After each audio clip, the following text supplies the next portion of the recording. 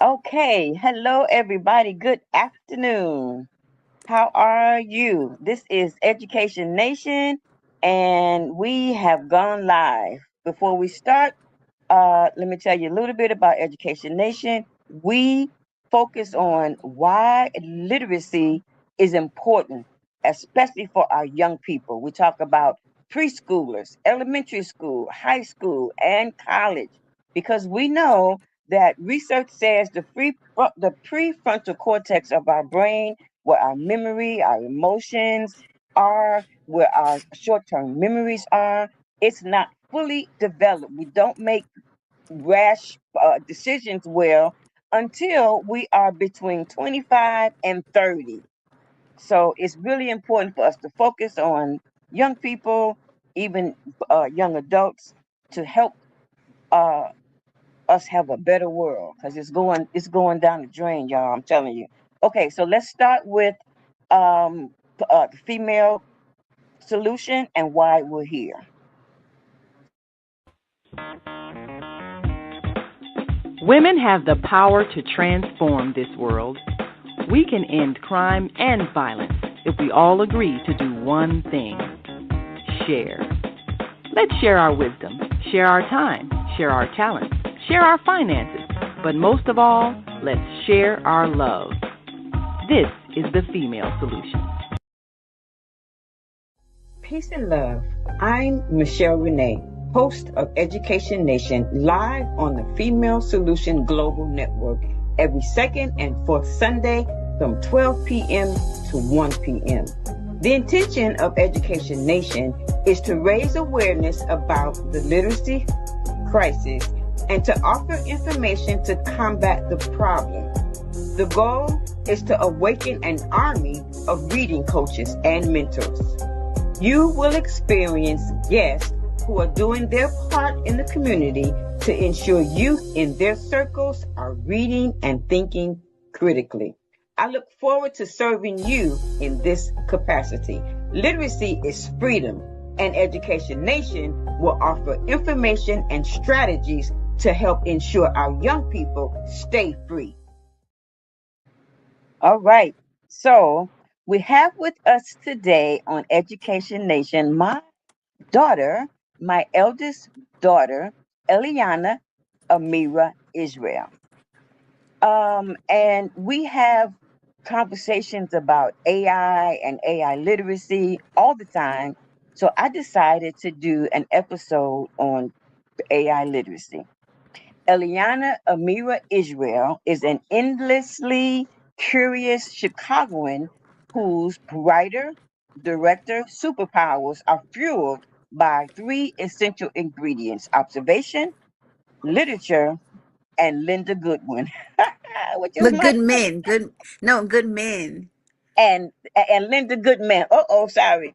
A once quiet child with wide eyes and an appetite for stories, Eliana devoured books. She literally did, and one of which was Goodman's Sun Signs. That encounter with character driven astrology sparked a lifelong fascination with humanity and the stories that shape it. Since then, Eliana has grown to be a people first storyteller focused on individuals inside worlds bigger than themselves, and is doing this work across a range of dramatic genres. Eliana has directed and produced independent projects while working for major studios such as Sony, Fox, NBC, HBO, Lionsgate, ABC, Disney, and Warner Brothers. Some of her most rewarding work has been assisting directors Sanaya Hamri, I'm probably pronouncing her name wrong, Senna. on Sinner. Oh, I remember her. Ooh, let me not talk about it. On Empire. And Julie uh, Tremor, don't laugh, on The Glorious. Her Tamor. She's directing lovely. Julie Tamor. The Tamor lovely Julie on The Tamor. Glorious. You all know I'm reading, right? Her directing credits include The Life I Carry, The Weight of Sadness, We Love Us Cause Y'all Won't. We Love Us Cause Y'all Won't. Tuesdays at 4, and Lies and Lipstick. She created the viral web series Hermione Granger and the Quarter Life Crises, leading a team of 5 writers and directing all 12 episodes. In 2023, she directed the short film adaptation of the independent romance novel Love Me Forever. Most recently, her feature film script the caterpillar and the butterfly was accepted at the Chicago International Film Festival's 2024 Development Lab, going to win the culminating pitch competition. The script is also a second round finalist in the 2025 Sundance Development Lab and the drama feature category at the 2025 Austin Film Festival script competition. This is my baby girl, my oldest baby girl, Eliyannah Amirah Israel. Welcome to Yay! Education Nation. I didn't realize the bio was so long. It's kind Sorry. of long, but I wanted to read it I all, have to I didn't realize it was that long. Okay, I need to a shorter version for stuff that's gonna be read on the screen. but it's okay. I read it anyway. It's okay. Yeah, Uh, yeah. I think you're important. You're Thank you. important to me and to the world. You is important. Yes. You, You what is is that? smart. You You, is yes, beautiful. and you is You is important. important. You is all of that. Okay, so we're gonna talk about um, AI literacy. Now, Mhm. we understand that technology and AI is not going anywhere, but we need to be literate in AI. We need to make sure our children are literate in AI and that all classrooms have a large chunk of time where there is no technology and no AI. We got to get our children back to the old way of learning with pencil, paper, and actual books. We got to Mhm. get back to that. We have given Yeah. up too much of our children's learning over to various aspects of technology, and it has not done them well as far Mhm. as their brain development. So we got to get back to that.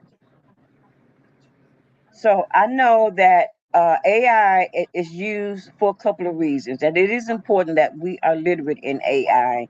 For one, so that we can make better choices as far as the tools that we use and how to use those tools, so that we can learn how to be confident in being wrong. We know how to check those tools because AI is not always correct. I have seen it where some of my college freshman students do a research paper and they use AI. I can always tell. And Mhm. if everybody does not know, AI actually makes up citations.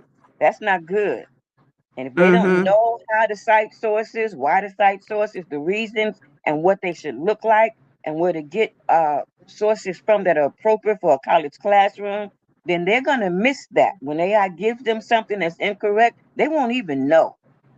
Yeah. However, we know as adults that certain AI tools does help us with our work, and it does help us create faster. And being AI literate allows us to make those decisions, whether we are giving our work, our thinking, our brains to AI, or using it as a tool.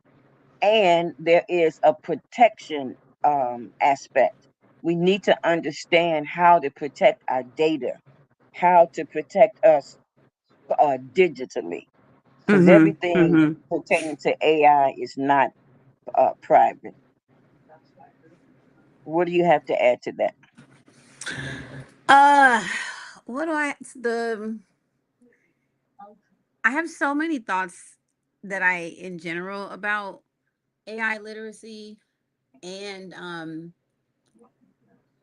and you know what? I think I want to establish right now at the top of the conversation that, and that's what I had wrote down, is that when you talk about AI literacy, I think that AI literacy, media literacy, and technological literacy are all intertwined. So when I'm thinking about AI literacy, we need to be just as literate about technology, and also like media literacy is all a part of that same thing, especially, thank you, hi, especially because now so much of the media is intertwined with technology and with AI, so you Yeah. can't really talk about one without the other.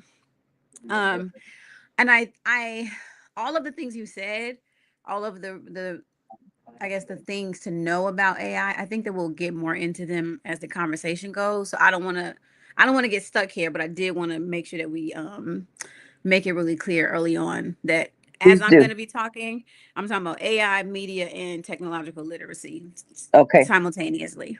Okay, great. Okay. So Yeah. tell me the difference between um, traditional AI and generative AI. Right. So, What's the okay. difference? What's the difference? So the really important thing is that AI, which is artificial intelligence, is used for a lot of different things and have been used for a very long time. So when most of the time when we're talking about AI from a consumer standpoint and from the standpoint of like your average everyday people, not doctors, not scientists, not researchers, we're talking about generative AI, which is AI that generates ideas, generates art, generates writing. And generative AI is different from AI that tends to be used in like, you know, machines at hospitals, for example, because machines at hospitals also use artificial intelligence. Mm-hmm. Um, there's certain like professional grade programs that companies will buy. Even in the film industry, there's one called Largo, which they just recently became available to like non-studios, but film studios for a long time have used artificial intelligence to measure audience to be able to predict how audiences will respond to films before they finance them using Okay. data from previous films. So, and Okay. they've been using this technology for decades. So AI itself, or artificial intelligence itself, is such a large it's such a large topic, and that goes back to technological literacy, because it's important to not to know how technology is impacting you and what different technology means. But generative AI is AI that is meant to generate ideas. So that's what people Yeah. use for a therapist, for a friend, when they're writing things, when they're creating AI music, creating AI artwork. All of that is generative. These AI flyers that are everywhere that all Oh look the my goodness. same. I'm so sick of these AI flight. They all look the same. They all I'm look the telling same. you. I don't know what you're selling. I'm I can't sick tell of if it's a them. party. If Oh I my don't know what God. Let's I don't get know what the flyer is about. Are you selling a product? Are you inviting me what are somewhere? you Is it a funeral? I don't know what's going on. all look the same. They all look exactly the same. But all of that is generative AI. And it just Okay. means to generate. And I think generative AI is the form of AI that I believe, well, actually that I know, is Mm-hmm. harmful to students.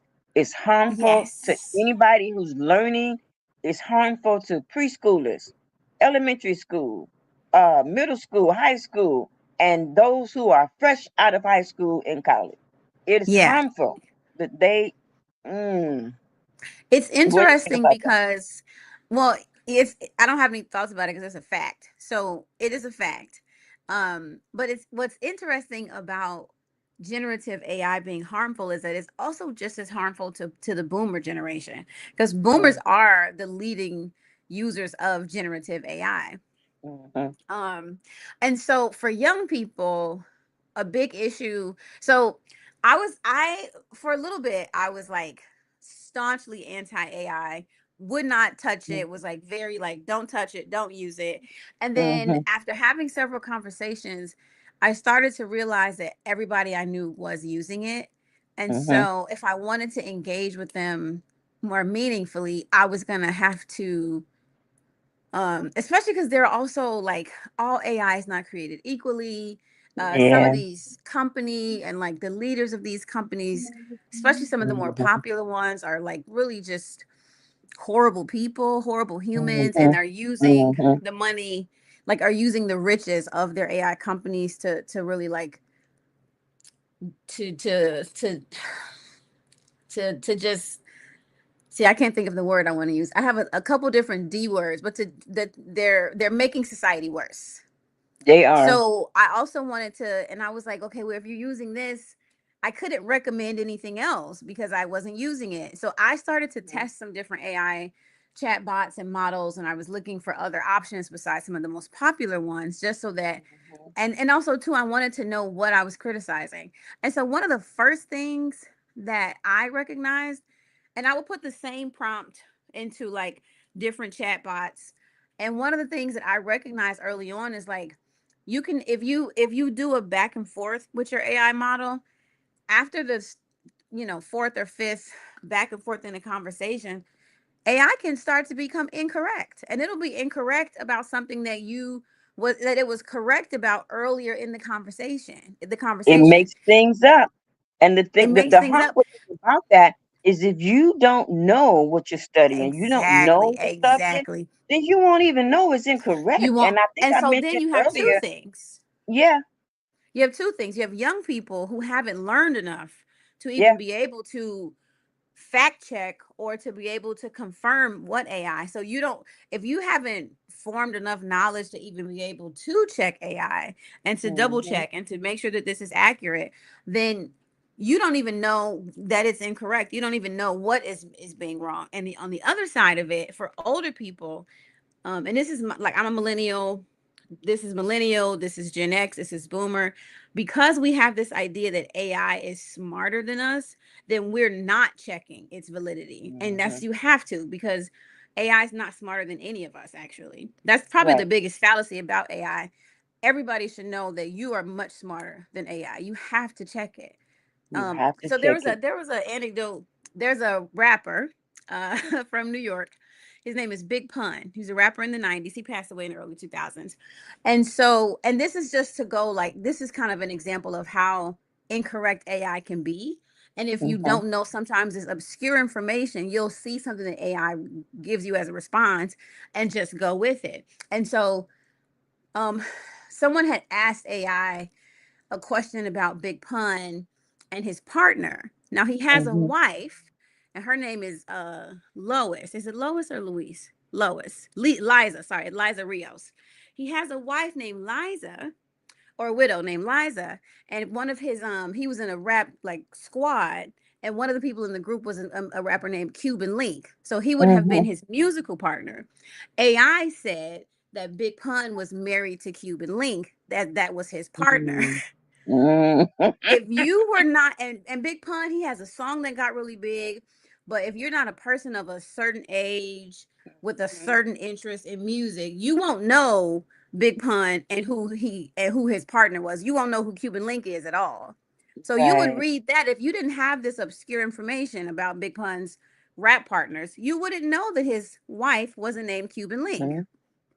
You Yeah, know what I mean? yeah. And so That means that's the that kind we of can. thing that so much of it can slip by you Hmm. because you don't even know what is incorrect about, because it's very innocuous to say Big Right, Pun's partner was Cuban Link, they married in such and such year. Because what people don't realize is that when AI searches the internet for you, it cannot determine what's a good source and what's a bad source.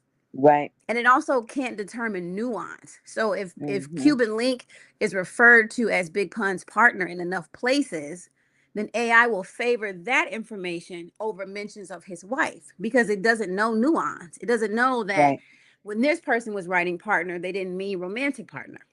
right, And it can't tell because it's not a human. right. You know what I mean? Because it's So, just reading sources.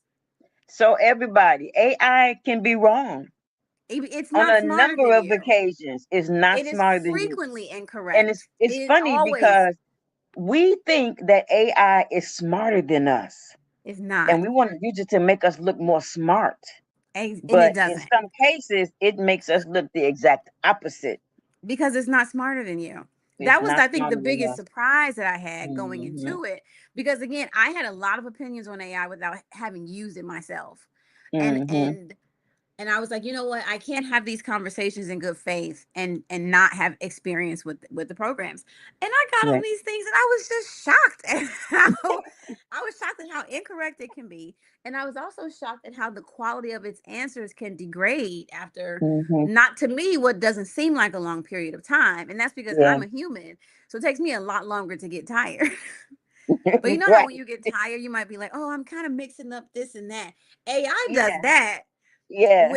with like 4 requests of deep research before you have to refresh and start a new chat. And You know what I'm I I'm mean? laughing.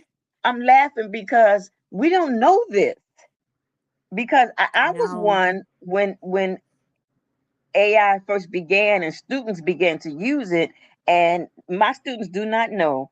I teach freshman and sophomore students. They do not know that on the very first day that they either walk into my classroom or join my Zoom room, I'm having them respond in the chat and write things down and upload this to the learning management system. They're writing so that I can hear their voice in their writing. Mm. I understand what their writing skills are, what their thought processes are, and I begin to do that on day one. So by week 4, when they submit an essay to me, I can Right. immediately tell you didn't write this, You didn't sweetheart. write this. Yeah. No, You did not write I this. and I think one of the craziest things is 'cause I'm on Twitter a lot. Twitter is my chosen social media platform, the one that chose me, really. And I think this is, I Okay. like to read. It's just like an endless conversation of like words. But Hmm. sometimes you see people are now using AI to write social media posts, and you Which can is always crazy. tell because general AI. Now some people have gotten really clever and they train AI to write in their voice, Hmm. but again, you have to know that you want to do that. And I Hmm. think that's a whole other discussion. If you're a writer and you're using AI and training it to write in your voice, that's a whole different, maybe for a later part of this conversation. I know we got to move on to other stuff, but in Yeah. general, I think and I don't know if we got here yet or if I'm tying this back to something you already said, but when I see people using AI to do really simple things like write a social media post, write a message for a birthday card, like very easy Hmm. things that 4 years ago you could just write messages and birthday cards. Yeah. Come on, and then you give it your personal touch. You know what I mean? Now we're Now, using yeah, AI for for it. literally what in 2022, if you were writing a birthday card to someone, you just said you thought and you wrote a message to them. Now people feel like Exactly. they can't do these really. So I think it also deteriorates our confidence Hmm. and it deteriorates our ability to complete really simple things.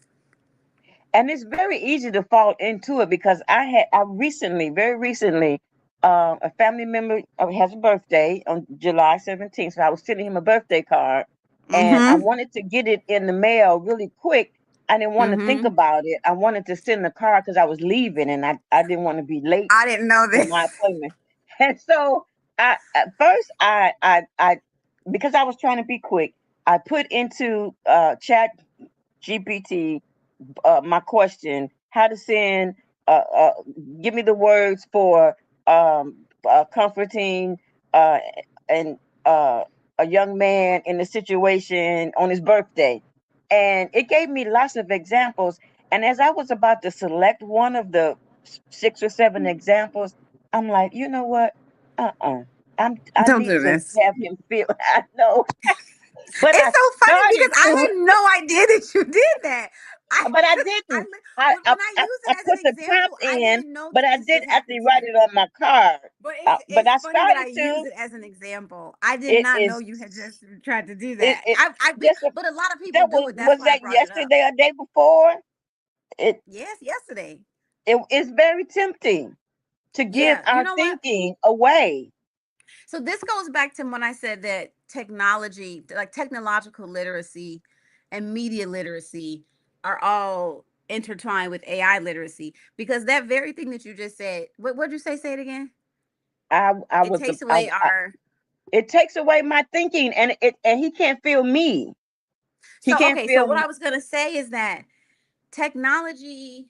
the way that technology has become a part of our lives changes who we are, and it changes so many of our habits in very innocuous ways that we don't realize. So from the things about AI where people don't feel confident writing emails, like you used to write emails, the same You person who's using you AI to write to draft your emails 4 years ago, you were drafting emails probably and the all more day every emails day. you wrote, the better you got at it.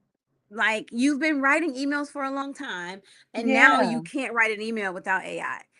But yeah. another thing is that when people don't realize, even just like scrolling through movie apps, think about Mhm. this. If you go to the movie theater, so let's, okay, the average person, you're going to get on Netflix and you're going to scroll on Netflix, and you might spend, people do it all, you spend 45 minutes scrolling through Netflix, That's right? why I stay off Have of you ever Netflix. gone to the movie theater and walked around the lobby for 45 minutes being like, No, what should I watch? What should I you watch? pick What your should I watch? movie, you pick your movie, and you go to that movie. And even if That's you're why I like, I'm stay not off of sure, you Netflix. just take a connect, you make a decision. And so Just one make a thing that I've decision. noticed is that it erodes our confidence in making decisions. And Yep, that does become very dangerous. And very so what I've dangerous. been trying to advise people now is like when you're on a movie app, whether it's Netflix, Hulu, whatever, think of it like you're in a theater lobby. Give Mhm, yourself whatever time you would give yourself at the movie theaters, and mhm. either pick something or close it. Yeah, Those are your two options. Pick yeah. something or close it. And same with Mhm. television. You used to put on the television, you would turn to a channel. If the show Watch grabbed what's you, there. you kept watching Mhm, it. If it didn't, you turned the channel. mhm, Pick a show. Watch a couple minutes. If it grabs you, keep going. If it doesn't, take it off or turn it off and go back mhm, into the menu of things and just pick something mhm. else. We Yeah, cannot allow, and this is what we allow. And allow is really important because when you spend this time um in the technology and allowing technology to capture you, to trap you, and to deteriorate your decision making ability, think about all of the rippling effects of that. yeah. Think about how far, and also too, then think about being 8. Think about being 11, Mhm. and you don't know how to make decisions. How can someone turn 19 and make good decisions when they never even learned how to make decisions by 11? Yeah. You see what I mean? It's definitely a problem, Yeah, it's we a and slippery I slope. I've been in several conversations where people would talk about a young person and say, "I just don't understand how they're thinking," That's why and that's and why. that's why, and that because another part of it is the internet became, like, most households, even in the year 2000, did not have the internet. It Mhm. wasn't common in households until maybe 2005, 2006, like in Yeah, households. yeah. And on cell phones, you didn't really have internet usage like that until the iPhone era and Right, after. Because people that had Blackberries had internet, but that was like a very uncommon phone for the average person to have. right. So prior to all of this, wait, what was I? See, because I'm human, I lost my place. What was I saying? You were talking about not um, the use of technology and scrolling through movie apps. It diminishes our ability to make choices Right. faster. Were you Okay. going somewhere else with that? I lost my thread. But the good thing is Okay. because I'm not AI, I'm not gonna keep going. Okay. Well, I AI want to loses the thread and just hallucinates the rest of the answer. you stop creating crazy stuff. Yes. Full on hallucination. What I have done since I noticed that, and I started studying brain based education. As a college Mm, instructor, we have to always study something. My topic right now is brain based education. So, in studying that, I discovered that when handwriting notes, it is better than typing the notes on the keyboard because it forces you to slow down. It mm-hmm. forces you to make a decision about what you're going to write. It forces you to have to paraphrase what you hear as opposed to trying to type fast and type word for word. And when Right, you right, are right. taking notes, you recall, your brain recalls the actual words that you wrote and where you wrote it on your page. So when you're taking a Mm. test or something, you're better able to remember it because you know where you wrote it, when you wrote it, how you wrote it. And cursive, when you're writing those notes in cursive, it connects the letters, and all of those things help you to remember. Um, Mm. your hand moves slower than your typing, and your Right, hand right. moves slower than the speech of the lecture that you're watching, but you can actively think about whatever you're listening to, and you can summarize it better. Because Yeah. when you're taking notes, you don't want to write every single word that a lecturer says. You want to be able to identify what's important and summarize that information. And that's called active thinking. Yeah. And the process of active thinking is embedded in taking notes with a pen and paper. So what I Yeah. did in 2000, when everybody started using computers, and the use of technology in the classroom, it was a popular thing. Well, I bought into that. So recently, Mm. I'm buying out of it. I Mm. have bought out of it. So I explained to my students and showed them a video of why taking notes is better than trying to type your notes on a computer. Literally, when Mm. you're taking notes on a computer, the part of your brain that connects to learning, it kind of, it gives a little spark here and there. But um, when you're taking notes with pen and paper, I mean, Mm. your brain just lights up because it's Yeah. making connections. It's like, okay, we're about to learn something that does not happen when you're typing your notes. So when I Yeah. explained that to my students and I showed them the research, I gave them something to read and I gave them a video. We watched it in class. We talked about it. We read it in class. We talked about it. I have no problem. They bought into the Mm. concept of taking notes. And so what I do is, for those who are still reluctant, uh, take your notes and screenshot them, upload them into our learning management system. Excuse me, and I give them points for participation. Mm. And so what I'm documenting the difference. I just started doing that during spring semester. I'm Oh, doing it this interesting. summer. So I'm documenting the difference in their learning. I can say last summer in a 7-week course, we were only able to write one essay, one good college 5-paragraph essay with a 3-part parallel thesis statement, your introduction, your body, your conclusion, and citing sources. After learning about all of those things, because my students don't come to me knowing that they should. When I went Right. to college after I have high school, in our senior year, we had to write a 15-page paper with citations. I remembered Right. that. But these Yeah. students don't know how to write a basic 5-paragraph essay, and less known with citations. So Right. last summer, Right. we only got to one. This summer, guess what? We're starting our third one tomorrow. Really? Yes, it's just that small switch of teaching them how the how handwriting, taking notes the old-fashioned way with a notebook and a pen, is Yep. it increases the learning. Now this is anecdotal because I didn't, I'm not researching it officially, but anecdotally, I mean, it's made a big difference, Mm. a And huge when did the summer difference. semester start? If the summer semester started maybe the second week in June, first or second Okay, week so in you're looking at June. maybe 6 weeks.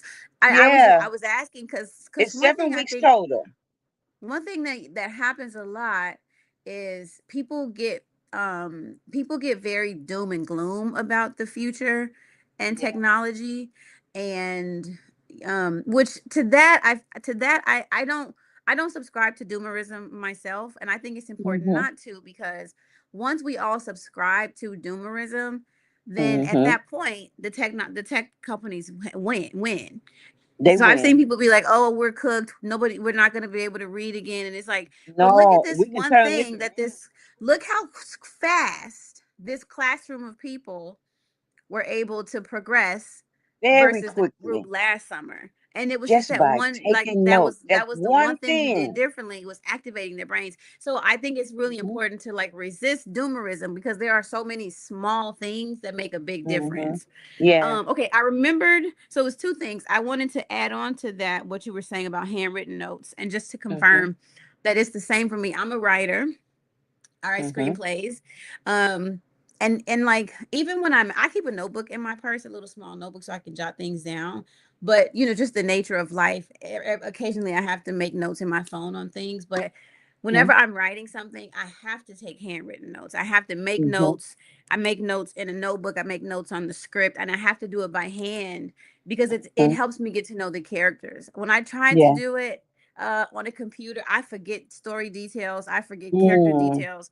The stuff that I've written in a Hmm. notebook, I remember those details 20 years after I had the idea. It's But the notes connecting that in I've your made on the brain. computer, I'll be like, what was I thinking? And like really small Yeah. things, I don't remember hardly anything about the story. So Hmm. just to add Yeah. on to what you said to that, and I also remembered what I was saying about just the journey of the internet, is that Hmm. to the adults who often feel like, I don't know what this generation is thinking. I don't know what they're thinking. This is that. I think it's important for all of us, the adults and the children, to give each other grace, because we're really dealing with the first generations of people who have been raised with social media. So parents, Yeah. as it was as social media was developing, parents, educators, community people We didn't necessarily know we how to didn't know. respond, because you had never Did not know. experienced it before, We and were you actually didn't very know. excited.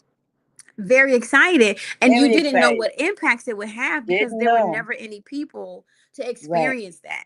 So Yeah. because when I talk to young people, I'm realizing they think about things in a very different way than I ever have, because they're Hmm. considering things I've never considered.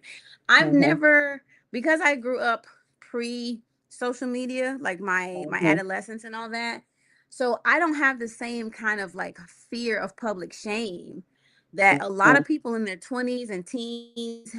Every small thing can be ridiculed on the internet, and they grew up with that. No one else before Yeah. Gen Z Has ever grew grown up up, with and like that. younger Yeah. millennials, nobody grew up with social media. It was growing as they Right. grew. So young Right. millennials, Gen Z, they're the first people that all of us have ever encountered. They're like aliens in a positive way, but they're the Yeah. first, like in the sense that like no one has ever existed like them.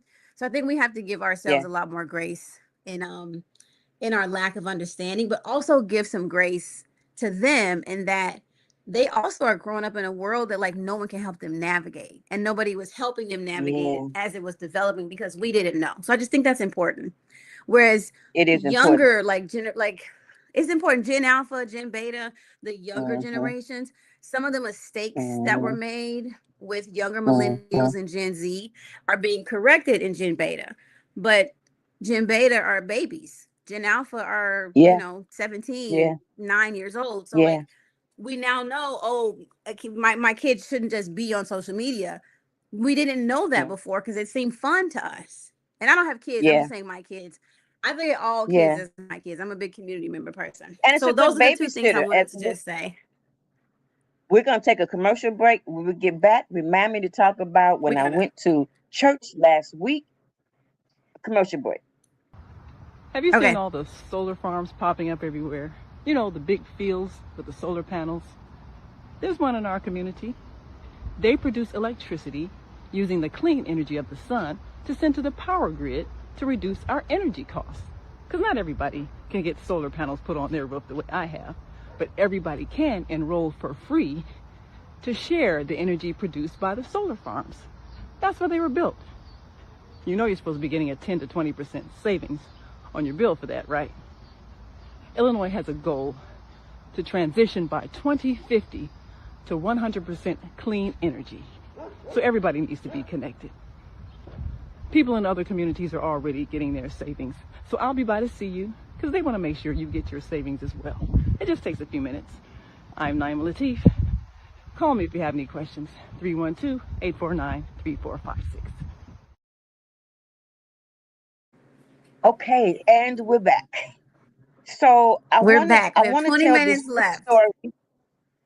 I want to tell this We quick only have story 20 about when I minutes. went to church last week, and then we're going to get to the privacy stuff.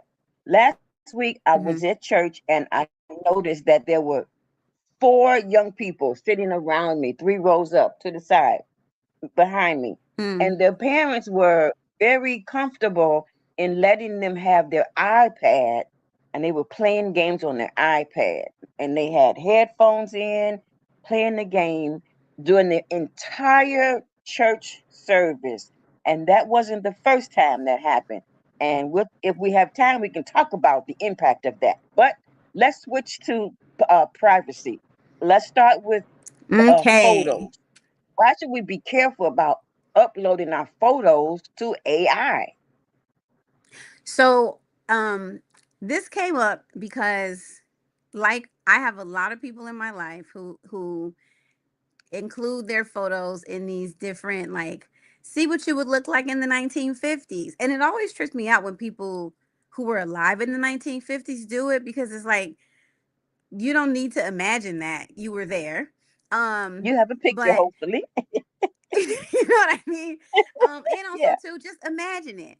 But the thing about uploading your photo to any AI system is that once you have put your photograph into an AI system, that AI system now has rights to your likeness. You don't have any rights to your likeness. So they can use your likeness to create other AI photographs of people. It goes into the training data, and your whole face is now a part of their library. And you don't, like, Hmm. I think it's Denmark has a law, and it's not, it's a couple, some European countries have some laws for citizens, but the United States doesn't have any privacy laws, and there are no plans on making any. There's zero plans on enacting privacy laws to protect our likeness when you're participating in these fun challenges. And it has taken to another, so I don't know if people know stuff that's called a deep fake. Deep fake videos is is AI technology that creates what it's called a deep fake because it looks like 100% real. So someone could make a deep fake video of me committing heinous crimes, could make a deep fake video of me, just in some ways that would be like damaging and humiliating. And if I Hmm. have put my photograph into any AI systems, even if someone doesn't use it for like nefarious purposes, um, Hmm. they can still, because there have been like recently popping up, because first of all, we live in a very racist country, we live in a racist world, so you have a lot of We people do. who have a good time creating videos of black people just committing crimes, and then they post it on social Yeah. media, and then they start conversations about black Yeah. people's criminality, and they're made up, Yeah. they're videos that they made up on a computer. So Yeah. that's one thing. And even if they do a generic black character, a generic black woman, age, 52.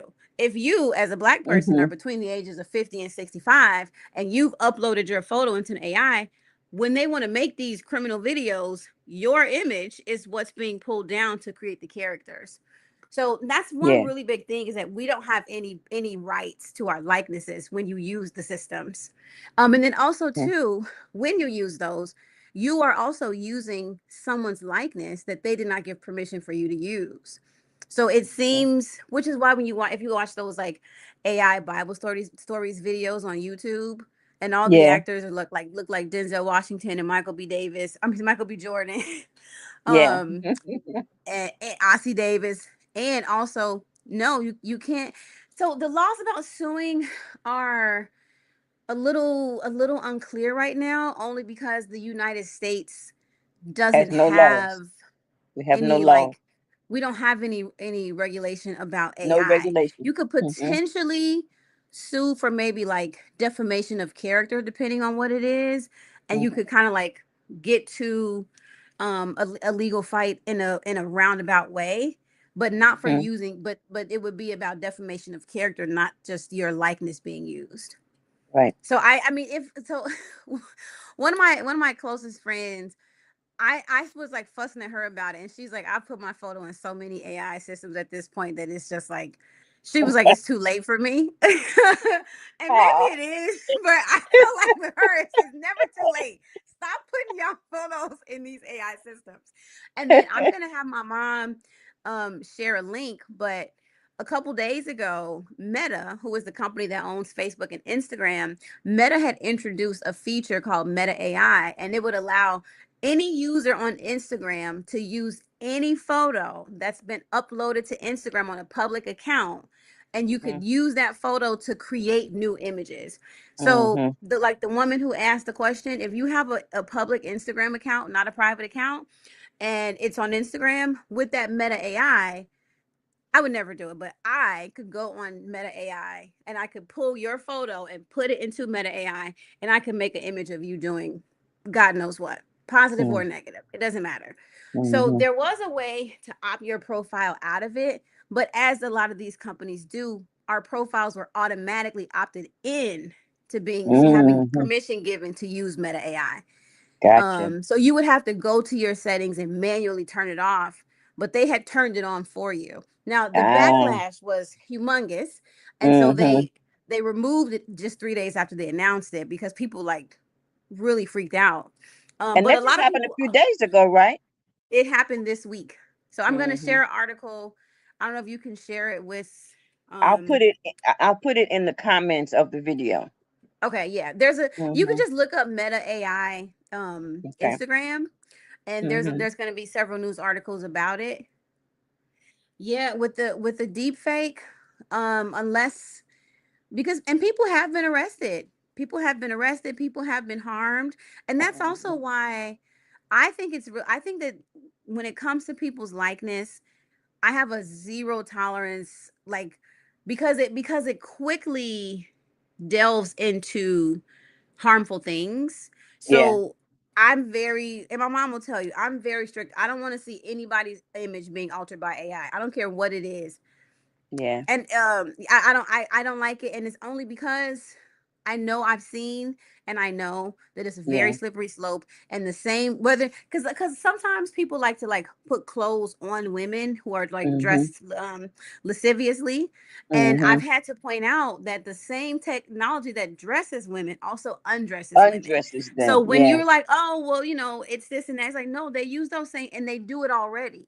There was a Yeah. huge thing with Grok, which is the Twitter image generator. And when it was first introduced, when I tell you that so many girls under the age of 16 were having Mm. images of them, Wow. pornographic images of them being made. Angel Reese, who's a basketball player, when she was first coming out of college, they were making AI porn of her, and it looked real. It looked like real Wow. pornographic videos. And she's a Yeah. public figure, so it was like had become well known. But if you're not a Mm-hmm. public figure and a lot of people aren't recognizing your face, there could be AI porn of any of us right now, and we'll have no idea And we have no idea. because it won't hit your feed. So you have to be Yeah. really, really, really careful.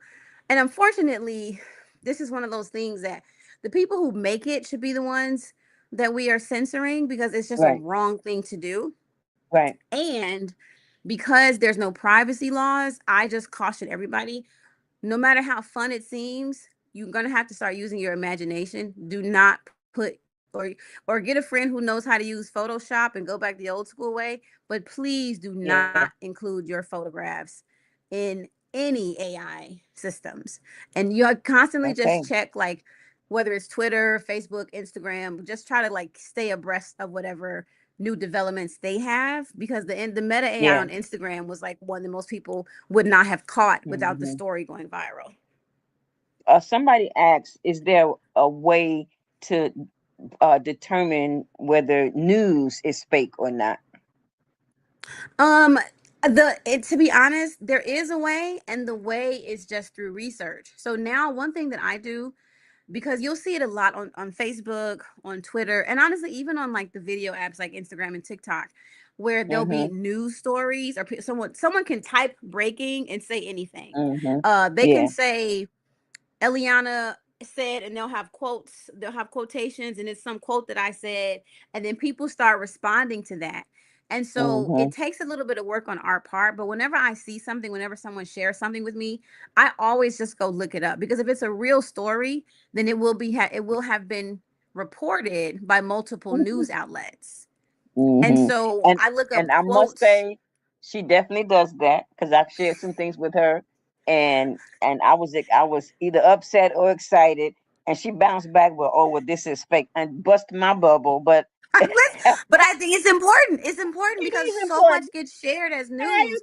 And if agree. you don't check it, you'll be thinking all kind of stuff is happening, and it's I not agree. happening, good or Yeah, bad. So I I always just, definitely agree. and it's and the thing is, if you don't feel like doing the research, then just don't share it and don't take it into your, because another thing is, like, just don't take it in as fact. There's been Yeah. things where I saw and I'm like, I don't know if this is real or not. I'm not going to share it, and I don't care enough to look it up, but I'm not going to hold Mhm. this as a truth yet because I haven't been able to confirm it. So in terms Mhm. of like fake news and things like that, it does exist because with the internet, everybody is a reporter. Everybody has an opinion that can be shared at all times. And some Yeah. people present their opinions as fact. Yeah. I've seen so many like tweets where it's like breaking, and then they have all this stuff. And then I'll go to Breaking the news. and I always click on that because the link, if it's a real story, there will be a link to an article in the second tweet. That is just Right. very common. If Right. there's no link that I can read to an actual like a real newspaper, not someone's blog, but an Mhm. actual like newspaper, Mhm. then I don't take it's not real. If you Okay. can't confirm it, it doesn't exist. Yeah. Okay, our time is That's the almost way. up, but this episode might go over a little bit because I want to touch on just a couple of more really important things. I know. One, I want you to ask me about AI and art. book covers. Book covers. Start with that. Right. So Book for all of covers. my independent authors who are out there, trying to make your book dreams come true, when you use AI book covers, your book cover is cannot be copywritten. Your book, if you're using AI to generate text, your book cannot be copywritten. And Yeah. if it can't be copy, that means that you literally cannot file a copyright on your Right. book. Right. So you could have the book, you've written all the text, but if you use AI for the cover, then that, because the book and the cover are a body of work, then Mhm. that book that has that AI cover on it, there's no legal protection. Mhm. So just as Pat, and that's been a AI and copyright has been, like, outside of how the privacy issues that arise from it, copyright Mhm. issues have been a very big conversation in the world of like technology and AI and law. Right. And Right. there's more protection about copyrights than there is about like citizens privacy, but Mhm. most of the copyright stuff we're not aware of. So I'm also going to have her share um this link. This is just a general guide to AI and copyright um as it stands right now in summer of 2026. But just in March, the Supreme Court declined, or they denied, there was an artificial intelligence authorship claim for artwork. So this man had created a AI artwork. He listed the AI as the maker, the author of the artwork, and he himself was a Mhm. co-creator. And then it Mhm. went all the way to the Supreme Court this past March. The Supreme Court denied the hearing. And so that has now set a precedent that, okay, so I just put both of those links in the chat, or in the to my Okay. Thank mom. you. That has And now set a precedent that Supreme mhm. Court, it was sort of a non-decision because they declined to hear the case. But that has Mhm. become the precedent. So if you're using books with AI covers, I would really, really, really encourage you to find an artist, find an illustrator. Again, like, it doesn't have to be, you'll do a lot better protecting your book with a not great cover Mhm. than with an AI Mhm. cover because you won't have any protection. And there are types of AI that and people using it to write books. Yeah. I mean that you, but you're not writing. If you're using AI to write your book, it's not your book. You didn't write it. You didn't write it. So You didn't write it. this goes back to all of the things about literacy being connected. And also too, it goes back to us always needing to be aware of the ways in which technology and social media impact us. So there's Mhm. two things. Social media has has created a very like heightened need of instant Mhm. gratification for many people. Yeah. Yeah, for sure. So you want to be a well-known writer immediately, which Yeah. means that you want your book to be polished. And because you want your first time out the gate, maybe you've been wanting to write for a long time, and it Mhm. unfortunately the trap that it really gets are people from maybe neighborhoods like mine who maybe didn't go to college for like English and don't have Mhm. these degrees in English literature, but you want to write. So the Yeah. trap is that writing, to be good at writing, it takes time. It You is got it to write. is It's you like have to skating or write riding a a bike. lot, and that means that you have to do You some got to bad write. writing. Mhm. But And it's because like we skating need or instant riding a bike. gratification, but because we Mhm. need instant gratification now Yep. in ways that we never have in the past, Yep. no, your brain almost probably can't take the pain of bad Yep. writing, Yeah. especially because I'm gonna look at yours in a second, Pam, but especially because you're writing to share your work. And so if Mhm. you go to school for writing, that writing is being shared with the teacher, with your classmates Yeah. over some years before you Mhm. have developed the muscle enough to write professionally. The Exactly. trap of AI tells you that you can write a Mhm. really good book right now. Right And now. two things: number one, it's going to use a lot of grammar and vocabulary that you yourself may not even be Don't use. knowledgeable of. So you can't. Mm-mm. So again, it goes back to Mhm. if the grammar, you don't know if the grammar is correct. You don't know if everything, and you're probably not proofreading the entire book. You can't You're edit the not. book well enough because you didn't write the prose, so you don't even know Yeah. how accurate Yeah. AI is expressing your ideas. Yeah. So I would caution against that, and I would also to I think that like embrace taking the time to learn to be good at something. It's okay to not be great in the beginning. Even if you Mhm. you might be 72 years old and you want to be a writer, just write some bad Just stuff. It's write. Just okay. start writing. You might not And be good write at in a writing till you're notebook. But 75. write in a notebook, guys. Old Right, fashioned pen just and paper. write a little bit every day. It is okay to not be great at it. So it's the Yeah. instant gratification of it all and the ease that we can do. So the question says, with AI assistants and traditional students, would that apply to resume writing too? So the weird thing about resume writing right now is it's almost like it's a big game of chicken, because the most companies are using AI readers to go through applications and resumes. So the AI that's reading the resumes and applications is Will looking flag for you. certain keywords. But hold on, they're looking for like certain keywords, certain phrases that get you Mhm. through to the humans to look at it, which means, and Mhm. like most of us don't know what they're looking for, like all of the keywords and things like that. An AI written Mhm. resume will know how to write for the AI reader.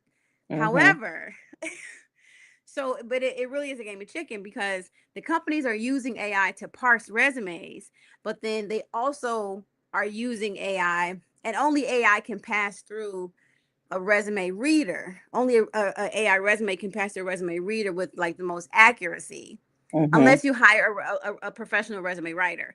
But the other Yeah. thing is, because companies now know that people have figured out that the companies are using AI, now the companies have an additional AI to Wow. check, is this a resume that was written by Wow. AI, because they want to because they don't want to bring someone in for an interview that used They AI to write their they resume, want to even throw though the they're resume using in the AI to garbage. read the resumes. And so Yes, they want to now throw it in the users garbage. but now Mhm. users have responded by using more AI to hide the AI of their resume, Mhm. to Yep. pass through the AI reader and checker. And it's just this big game of chicken. So in Yeah. terms of like resume writing, I think that what I would say is, if you're going to use AI to write your resume, just have a human person check it over. Because even if, so typically what the AI readers are gauging is like how much of it is generated by AI. So if it's like over 50%, they can flag that. Anything that's like over 70% is just automatically, the companies aren't interested. And the AI is going to say, this is because the AI checker technologies are very sophisticated. So I would just say that if that's what you need to do, because I've used it to help my brother's resume, but then I do a pass of the AI's resume.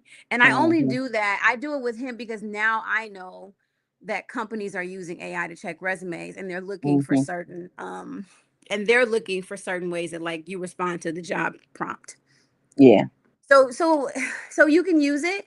And if you want to actually make it effective, then I would just go through with the human touch, with the human eyes, with the human edit.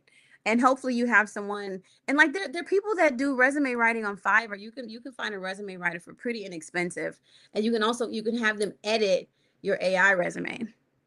Hopefully they won't be using AI to write your resume. Hopefully they will not. But Hopefully professional they resume won't. writers, Yeah. and if you go on a website like Fiverr, then you just want to read the reviews. It all goes, to be honest, everything just goes back to research.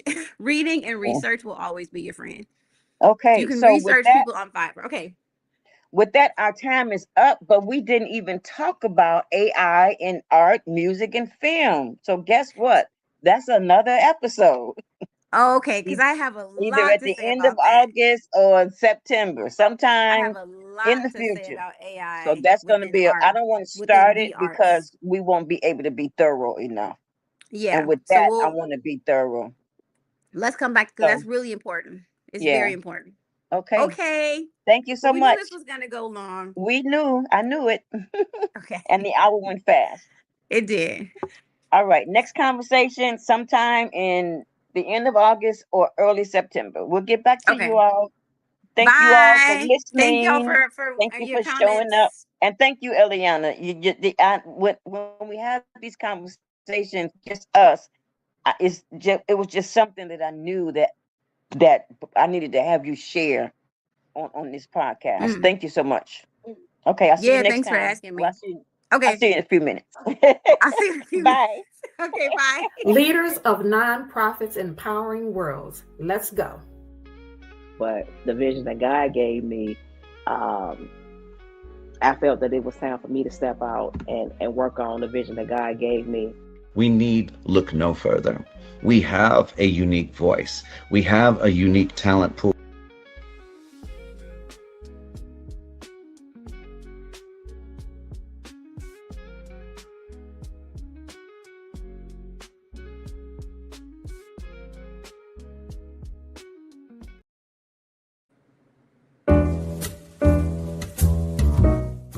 We've come to the end of our show today. If you missed any broadcasts, go to our website for the audio and video archives at www.thefemalesolution.com. On behalf of our team of radio hosts, I'd like to thank all of you who participated in today's discussions. And to our global family joining us from all around the world, we say thank you. To our family in China, xie xie. India, Dhanyavad. Japan, arigato. Korea, kamsamnida. Russia, spasiba. Germany, danke. Poland, dziękuję. France, merci. Spain, gracias. Italy, grazie. Egypt, shukran. Ghana, madasi. Nigeria, eshe. South Africa, ngiyabonga. Senegal, jareh. Kenya, asante. Israel, toda. Pakistan, shukriya. Afghanistan, tashakur. Saudi Arabia and Palestine, shukran. Assalamu alaikum wa rahmatullahi wa barakatuhu. Thank you, and may peace be upon you and the mercy of God and God's blessings.